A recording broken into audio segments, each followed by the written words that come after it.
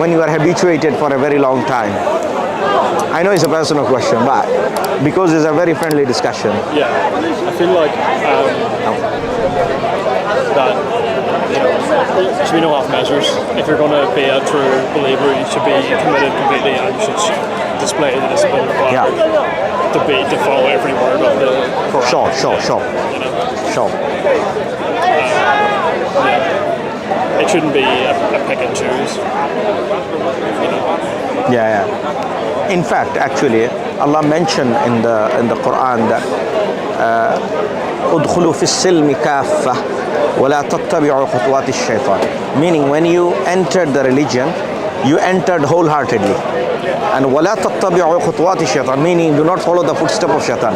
إِنَّهُ لَكُمْ عَدُوٌّ مُبِينٌ. He is your plain and clear enemy to you, So, like any act we do, every time any act we do, we always start with say Bismillah. Because sometimes in our action can go to a negative direction. Because look, every action as a Muslim we do, Allah reward for our action. If it is a good action and a good intention. Now imagine if I go and help someone, and say in the intention of, people will say, this is such a generous man, this will not be acceptable in the sight of God. Why? I'm not doing that for the pleasing God, but rather I'm doing so that people will tell me, I'm good. So every intention or any action we do, the intention must be purified. So if we migrate for a reason, let's say if you migrate for Allah, Allah will give you reward. If you migrate for a reason for something else, not other than Allah, but if it is a good intention and it is for sake of Allah, then Allah will reward. So I think, there are certain disciplines. Certain discipline is quite essential and a prerequisite for guidance. Where do you think you will struggle?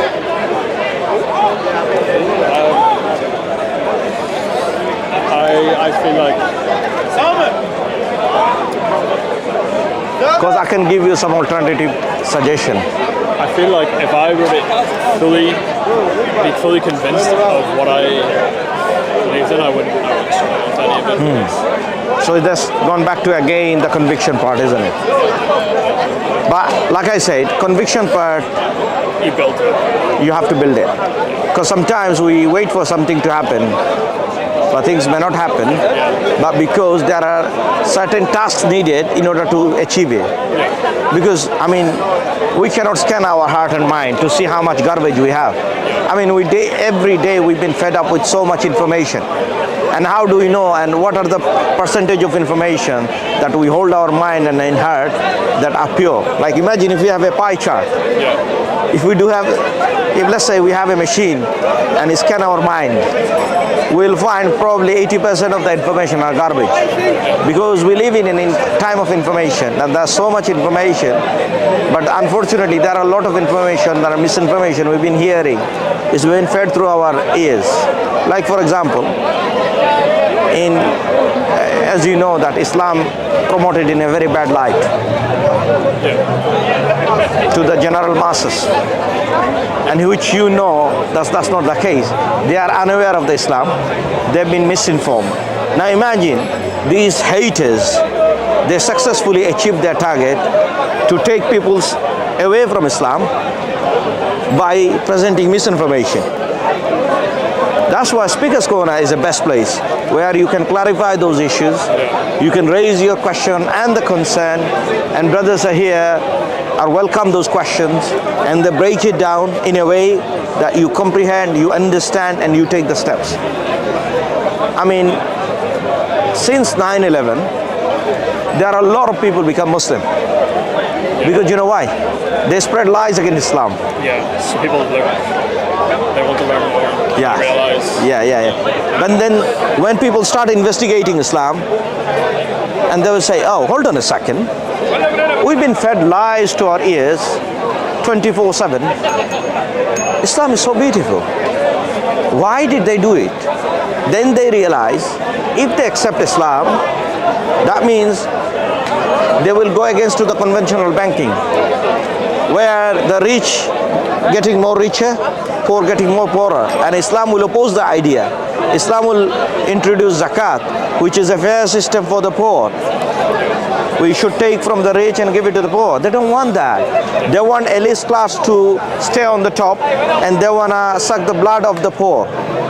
Islam tells us the white man is not superior than a black man, nor a black man is superior over a white man. They realize if we adopt this principle or adopt this religion, they cannot do this modern slavery. The modern slavery is still happening today, right?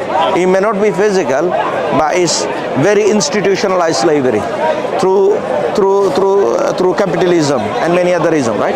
So, look, those medias have an agenda to preach their model. And whenever you look at Islam, you will investigate, both compare, and you realize that, look, actually Islam is the truth, but those models actually going against Islam. That's why they have the issue. Because if they allow Islam, they know their business will be over. Because these are the injustice. Look, Allah always told about two options, yeah? Allah talks about good and bad. And that's a very, very essential point. I take it from personal life. There is nothing in between good and bad. Do you agree? Yeah. Either you side, I mean, in my understanding, there is nothing called neutral. And I'll define it, what I mean by it. You know, neutral is something you sit on the fence and you don't choose any of them. But you actually siding with something. Yeah. Even judge cannot be a neutral because you have to side with the truth. So that means he's actually siding with the truth, right? So that is, neutral is a concept that actually doesn't exist. Even if you kept quiet, that means you are siding with a group. Even though you are not 100%, but there will be a percentage, yes. Yeah. So the purely neutral doesn't exist in the reality. So when we believe and disbelieve, there are conviction, without the conviction that someone will be still a disbeliever. When the conviction comes, we will jump onto the other side, which will be a believer. This is where significant difference that Islam promotes the idea that free people, not enslaved people. But if you look at other ism and the other models exist in our time, all of the models are trying to suffocate us, try to chain us in a way, although it's not a physical chain. But when you go to the loan, that means you are tied up. They will give you £10,000. In return, you will give £17,000. So you've been slaved for a good amount of time, and they're going to exploit the weakness. Yeah. They realize that now I'm going to exploit the weakness of this individual. Yeah. And now, because of that weakness, they try to take an advantage. And Islam goes other way around. Islam said, oh, hold on a second, you cannot oppress people. This is zulm, injustice. Rather, free people. Like, for example, if someone in debt, in Islam encourage that you should help him and make him debt-free. Yeah. And this is one of the great reward, that if you make someone debt-free. So Islam is going on the counter side. So that's why they have the issue with Islam. And look, you will see, you will hear, you go around, and there's so much hatred. You will see that coming out. Do you know why? Because of that information has been fed through their mind, and then of course they probably didn't want to look into Islam. And sometimes, you know, Allah doesn't give guidance to those who doesn't want to be guided. So there are many reasons people don't get be guided. Not only that, they become an oppressor to others. Why? Because they go against God's command and afflict injustice on others using different models. So Islam, that's why Islam prevention is something very important. Like, for example, our Sharia or Islamic guidance goes with prohibition and allowable. Allah tells us there are certain things we should enjoy and there are certain things we should not. Like Allah said, okay, drink, eat fruit, and all of these things are okay, but don't drink alcohol. So He made the prohibition and left you allowable option that you have no excuse. Yeah. The problem is, look, when things work for people, They don't give thank you to Allah.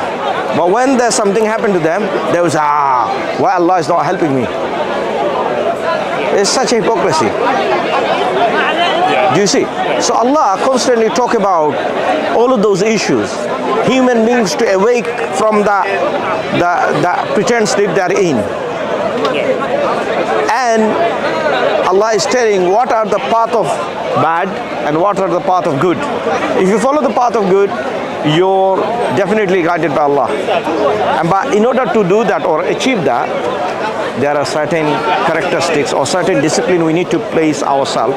And even Muslim for ourselves, we say at least minimum 17 times a day, Ihdina Sirat al-Mustaqim. Means, oh God, guide us to the straight path. Why should we say that? We already been guided. Because devil is tempting every time, He is our plain enemy, Allah is allowed devil to tempt us. Yes? Why? If he doesn't tempt us, there will be no test. The whole point of creating us is a test. So as he can't control us, but he can tempt us. But how we act upon that free will. Now, if we have that disciplined attitude and act upon those discipline, we can actually maintain that, and we can be guided.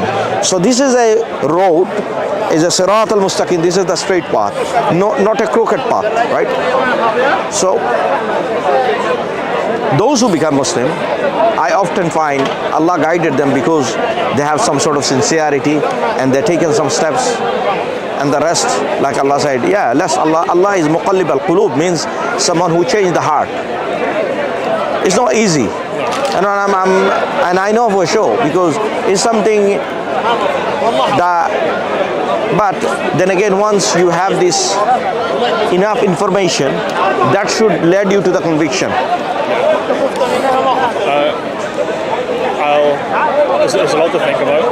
You answer. I'll come up with some questions. I'll come back next Sunday. And I'll talk to you again. No problem. I mean, if you write it down. I'll write it down. I'll come back. I'll think about it. And also, I think, look, you have researched the foundation, which is there is only one word. Muhammad is a messenger of God. Everything comes later on. You will grow, learn, question. You will grow, learn, question. I have many questions. My process is, I believe in foundation. I'm a Muslim. I'm practicing it. If I don't know something, I research on it. Or I speak to someone who knows. I look at the resources, what are available. Nowadays, we live in an information time. We obtain the answer very easily. But like I said, once you have first and second step convinced with the information, then you take the step and then you can ask,